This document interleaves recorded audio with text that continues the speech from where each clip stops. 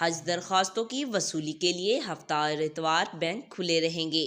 وزارت مذہبی امور کا کہنا ہے کہ سرکاری حج اسکیم کی درخواستیں وصول کرنے کے لیے نامزد بینک آج اتوار کو بھی کھلے رہیں گے۔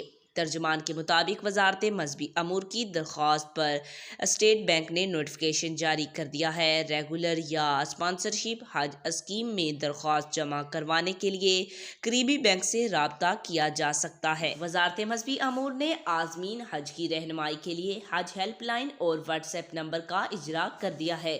12 دسمبر تک حج درخواستوں کی وصولی کا عمل بلا تعطیل جاری رہے گا۔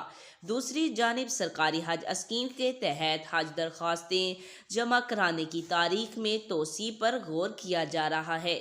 11 روز میں 20,556 درخواستیں ملک بھر سے جمع ہوئیں۔ تفصیلات کے مطابق سرکاری اسکیم کے تحت حج درخواستیں جمع کرانے میں صرف 4 دن باقی ہیں۔ سرکاری اسکیم کے تحت حج کے لیے شہروں کی درخواستوں میں نمایاں کمی ریکارڈ کی گئی ہے۔ سرکاری اسکیم کے تحت حج درخواستیں جمع کرانے والوں کے لیے اہم خبر آ گئی۔